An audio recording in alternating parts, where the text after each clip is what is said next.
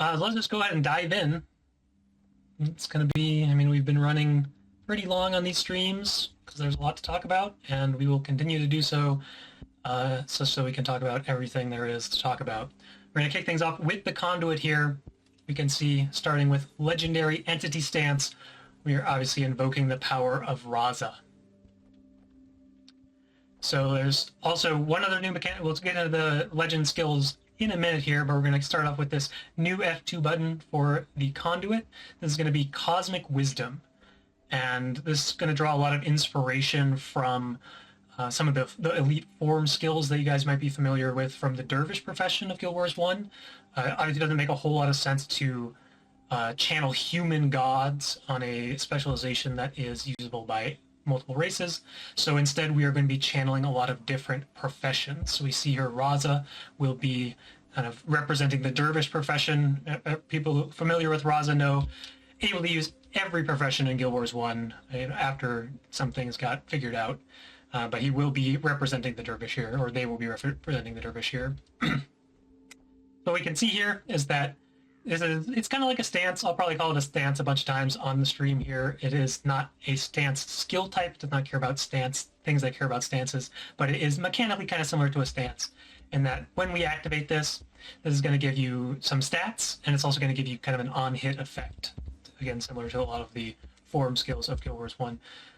So looking at the Cosmic Wisdom for the Dervish here, we're going to get all stats. This is going to be kind of the most powerful of all of the forms in that sense. We'll see some higher numbers on some more restricted stat combinations as we get to other legends, because the idea here is that your active legend determines the Cosmic Wisdom that is available to you. So with Raza, we will get these bonus stats, and then we'll create a scythe when we strike an enemy to deal damage to nearby enemies. So let's take a look. This will happen around you, so pretty good with melee weapons. We're already going to be in melee range.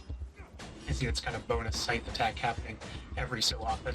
This can only happen once every interval, so you can't get an infinite amount of scythes, especially scythes trigger off themselves, but this is kind of a nice callback to the Dervish, who obviously used scythe as one of their main weapons.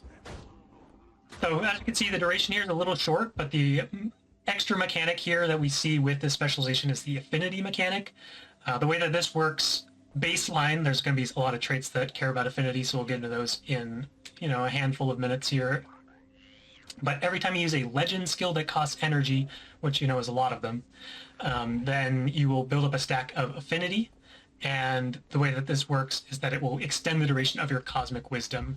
So in general, you want to use some legend skills. I'll press some buttons that do some things that we'll talk about in more detail shortly, but we see that we built up to 3 stacks of affinity here, so activating Cosmic Wisdom is going to give us a much longer duration of that effect. There's also going to be some other traits that care about your affinity, so we'll be talking a bit more about that as we get into the trait section as well. You saw some other stuff happen when I pressed Cosmic Wisdom, so that might give you some hints toward what some of the traits are. Notably, when you swap legends, that's going to reset your affinity back to 0. The idea is you're kind of building up, your affinity or your rep with the legend, your bond with the legend that you are currently invoking. So it resets back to 0 as you swap legends. You'll obviously get some energy back, get some new skills that you can press to build up that affinity again. But let's just go ahead and look at the other Cosmic Wisdoms. Malix here is going to be representing the Mesmer profession. I don't know if Malix really had a profession in Guild Wars, but they're both purple, so it makes a lot of sense. But obviously Malix is more of that condition-focused legend, so we're going to see a lot of condition stuff, which Mesmer obviously does a lot of torment and confusion, and some bleeding as well, so it makes sense. So the form of the Mesmer here, bonus condition damage, bonus expertise, and then on hit, you're going to be inflicting one of these damaging conditions, whether it's bleeding, torment, or confusion. So you can just take a quick look at that. See some conditions being applied to these golems as we strike them. Moving on to the Centaur stance. This is going to be Cosmic Wisdom of the Monk. Bentari, very much that supportive character. Don't know if he ever saw a lot of combat, but a lot of themes of Ventari make sense with the monk, so we're going to see kind of this self-sustaining, gives you some healing power, gives you some vitality as you channel this, and then also going to give you this kind of on-hit healing buff that you'll see a bit better if I'm actually in combat. You can see you're just getting some, a little bit of that coming from the tablet, of course, but we are getting some nice healing procs here. Next up, we'll look at Shiro, obviously representing the assassin, legendary assassin sense. You know, this one is kind of the most on the nose. We do see that the form of the assassin grants you bonus power, bonus ferocity, leading into that power DPS. And also going to be inflicting some debilitating conditions here, whether it's crippled, weakness, or vulnerability. Again, I just see the same stuff. So we're getting some vulnerability from the sword auto as well. And we are getting the lowest duration of this Cosmic Wisdom. So again, you will want to build up your affinity and get the maximum duration to give you the maximum value of this stat bonus, these on-hit effects. And last but not least, we have Jalis, channeling the form of the warrior. This one makes a lot of sense because, you know, Jalis is a warrior. This is going to give you some more personal defense. We're going to see toughness, concentration, giving some boon duration to play into these kind of defensive boons on hit. You could get resistance, protection, or resolution. The same idea.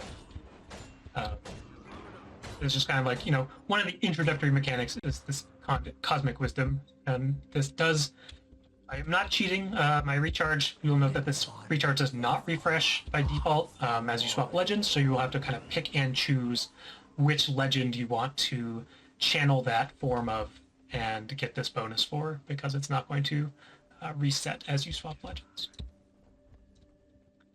So now we talked about that, we can hop into the entity stance skills themselves. So we're going to see a lot of, I'll just hover one of the skill facts here as we're talking, but we're going to see a lot of kind of flexibility as each of the first four skills that we're going to look at has kind of an association with another legend as well. So we see this resonance mechanic being explained.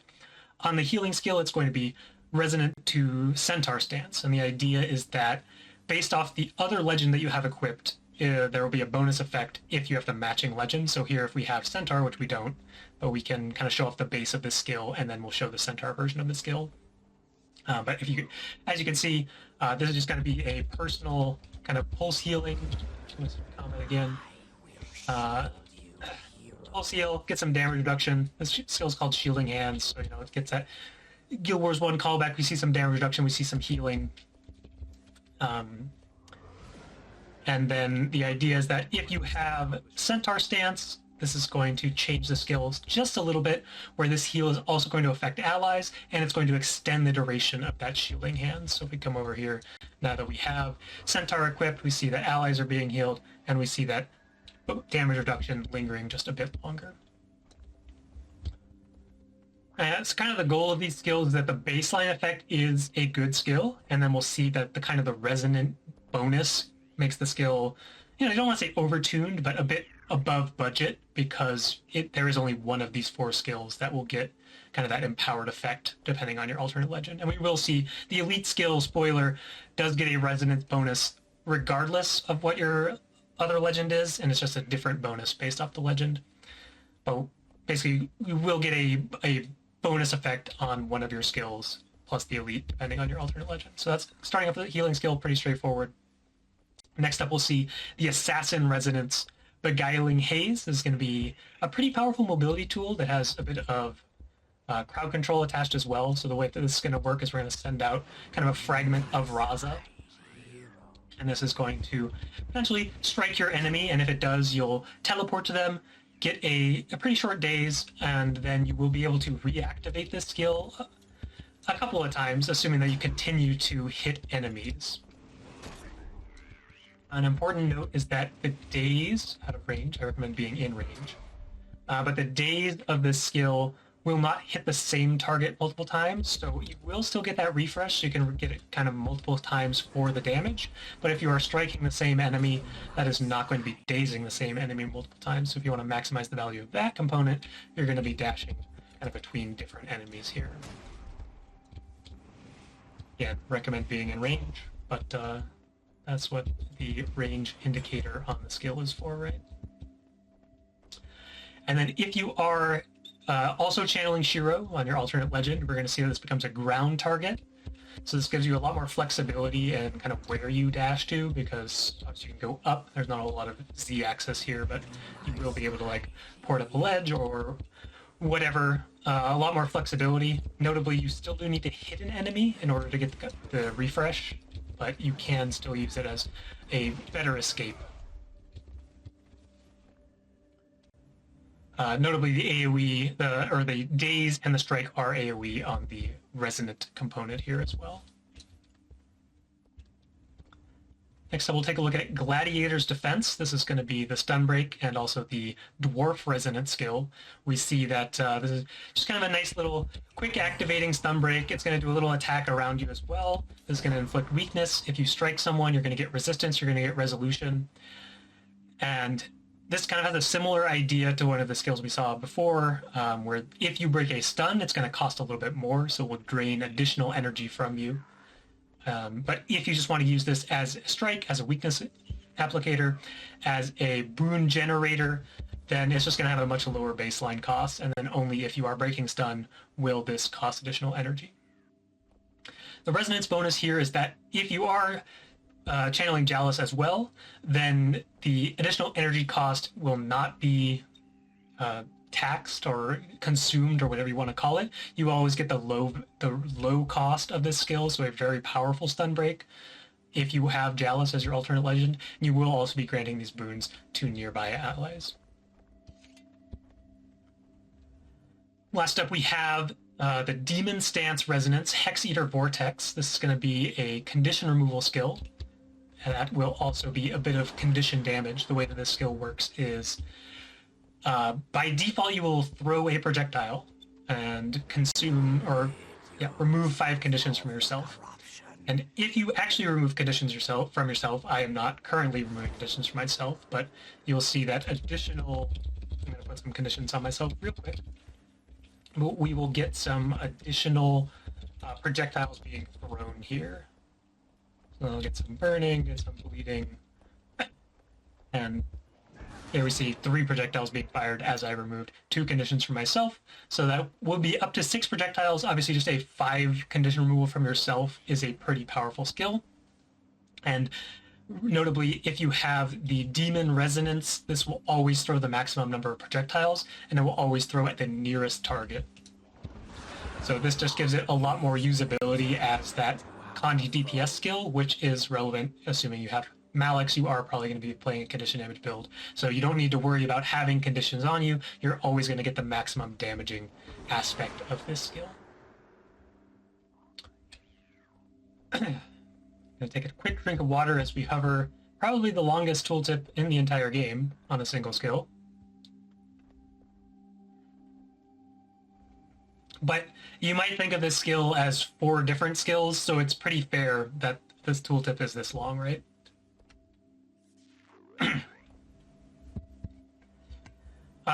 So the way this works is, like I said earlier, there's always going to be a resonance effect. So we see all the different resonance effects here: Assassin Stance, Demon Stance, Thunder Stance, Dwarf Stance. The base of this skill is just that you and Raza will kind of attack together. You'll spawn Raza at a target location. You'll both perform a nice, powerful scythe attack. And then we will see additional effects based off the legend. So here right now I have Malix, and what's happening is the fragment of Raza is going to do a kind of a shatter explosion as it disappears. That's going to inflict some confusion. So again, leaning into that more condition damage focused aspect. If we have the Assassin, that's going to get you some bonus damage, again leaning into the most powerful strike damage version of this skill. And if you and the fragment both strike an enemy, that enemy will be immobilized. So you're I cast it at range, but casting it in melee, getting that immobilized on all these targets, pretty powerful setup. And again, going to be like the largest damaging version of the skill.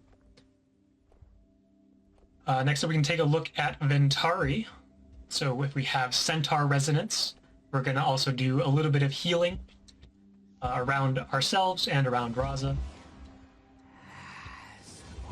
There we see bit of healing coming through. And this is also going to do some condition removal based off enemies struck.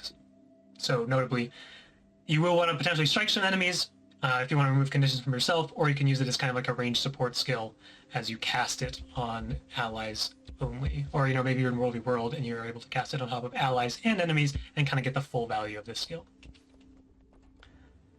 Then last up we have the Dwarf Resonance. This is going to give some defensive boons again.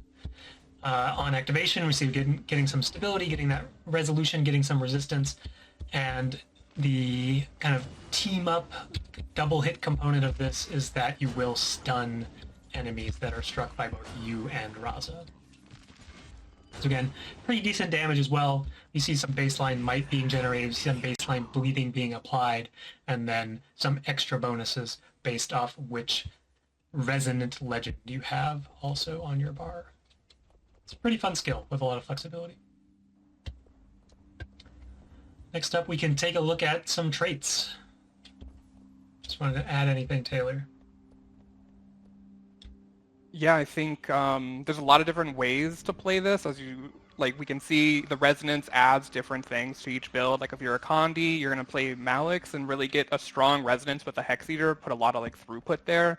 But you won't, like, say if you're playing the Assassin, you get a lot more mobility. So it's a way to really focus in on what we want specs to be doing when we play these things without having to worry about how, like, the interchange between them. Like, if you're a Jawless build, you won't have that, like, really crazy mobility, but you'll get a lot better defenses there. So really trying to heighten what the core legends want to do while you're playing with Raza. Yeah, for sure. So let's run through the traits we see here. Enigmatic Connection is just going to be the baseline. Explain the spec.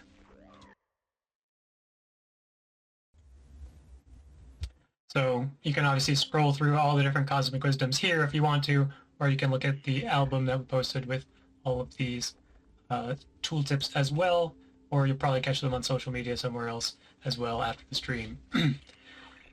Then the first adept, the first minor trait that actually does something. We see that based off your equipped legends, you're going to get some extra stat bonuses. So the active legend will also give you a little bit of a bonus on top of this here. So here I am currently invoking Raza, so I'll be getting 75 to all stats instead of 50 to all stats, and then Jawless as my off legend is currently giving me 120 toughness, but if I swap to Jawless, then I'll be getting 180 toughness from that, and then the 50 all stats from Raza. So this again kind of just gives you those build-defining stats based off which legends you have equipped and kind of what expectation your build has, whether it's more damage-focused, healing-focused, condition-focused, or defense-focused.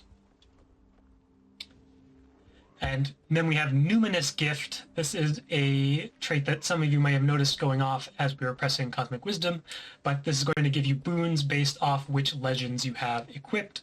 So as we see Raza giving us Fury, Jawless will give us Stability right here as we press Cosmic Wisdom.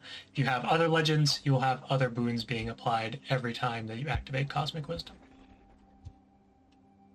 So Raza, Fury, you know, it's fine, but it is kind of the weakest of the boons here, but Raza is kind of the most flexible of the specialization of the legends and gives you a lot of opportunity to do different things, whereas the others are a lot more specialized. We see the protection from Inventari, stability on Jawless, resistance from Malix, and a bunch of might with Shiro.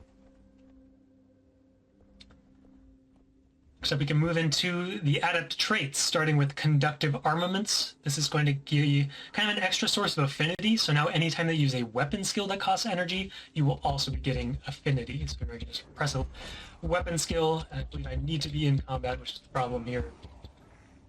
And there we go. Actually got some affinity. So this makes it just a bit easier to build up that affinity. Some legends have more expensive legend skills, would make it a little bit more difficult.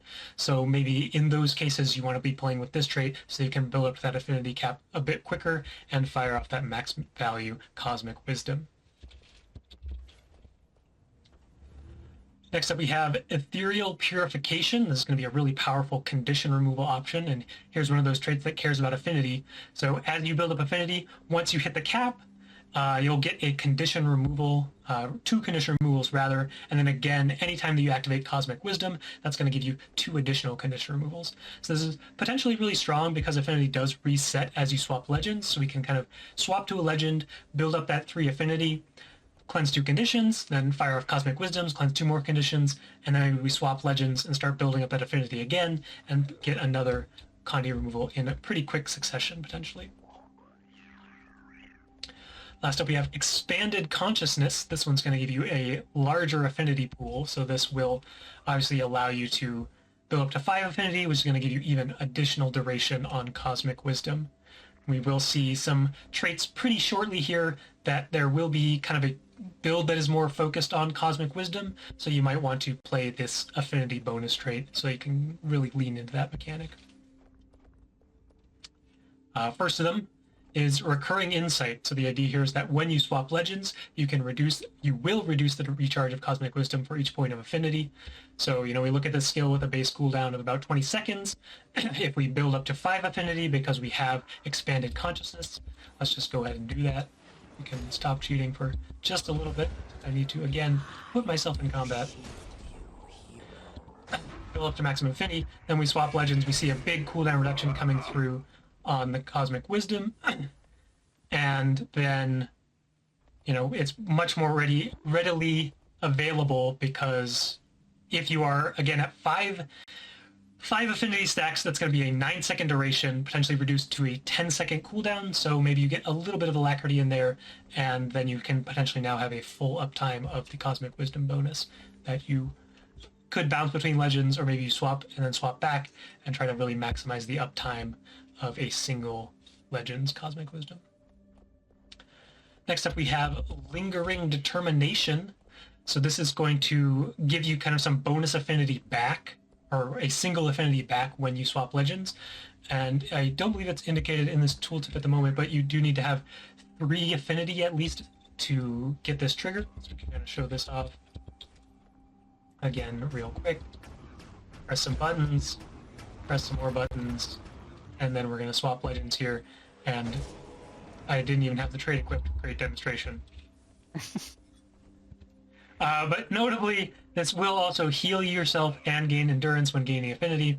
So this is another trait that's pretty useful with Expanded Consciousness, because if you are at the affinity cap, you can't actually gain affinity for this trigger.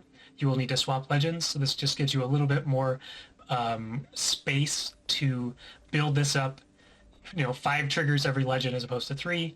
But this is a pretty strong heal, get some endurance back, and of course will be triggering when you swap and get an affinity back for free, assuming you meet the requirements and equip the trait. I would recommend it.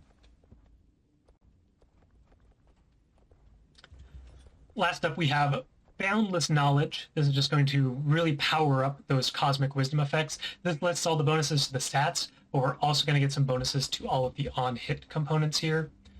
So we see some extra stuff here, getting a little bit of a daze attached to the scythe as part of the bonus of Cosmic Wisdom for the Dervish. And we can kind of scroll through all of these. Over here on the minor trait as well, we can see that Assassin getting some extra damage, getting some extra stats, getting that extra cripple, weakness, vulnerability. I'm actually getting the daze from a different trait. Don't believe me. Just getting some extra damage on the Dervish Scythe. Then we see kind of some similar patterns, increased condition durations, increased healing, increased boon durations, and so on and so forth. So this really just powers up those Cosmic Wisdoms. You can kind of make this kind of a burstier trait as opposed to Recurring Insight, which gives you more uptime overall, but this is going to give you more potency every time that you activate Cosmic Wisdom. And still going to be good with Expanded Consciousness because, again, you can have that longer duration of this effect. Notably, the daze was coming from Misfire, and this is the first Grandmaster trait, going to be more condition damage focused. Anytime you disable an enemy, you're going to inflict conditions on them. They'll be burning. And then when you activate Cosmic Wisdom, that's going to do a little bit of damage and a little bit of daze to kind of get a guaranteed trigger there. You can obviously be getting some additional disables coming from maybe the hammer or what other weapons you so choose. This does have a small internal cooldown, so you can't staff 5 through somebody and get maybe 200 stacks of burning or whatever number you want. There is some amount of a safety valve there, but still a very powerful trait.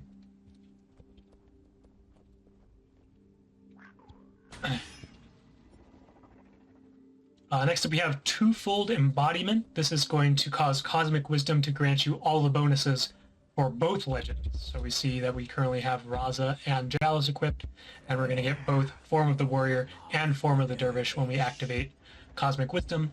Again, a trait that makes Boundless Knowledge kind of even more impactful, because you will be getting the empowered version of both of your legends' Cosmic Wisdom.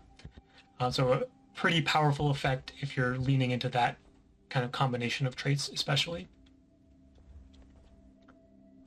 And last up we have Perpetual Wisdom. This is kind of shifting the gameplay around Cosmic Wisdom. It's going to turn it into an upkeep skill, and so this will work with all of your upkeep traits. Things that care about upkeep will get that count of 3 as you're upkeeping Cosmic Wisdom, and this will just kind of give you more uptime of this effect at the cost of energy. I guess potentially an infinite uptime if all you want to do is channel Cosmic Wisdom and auto attack with your sword. Probably pretty solid. And there is another extra component here that when you swap legends, you will get some energy back for each point of affinity.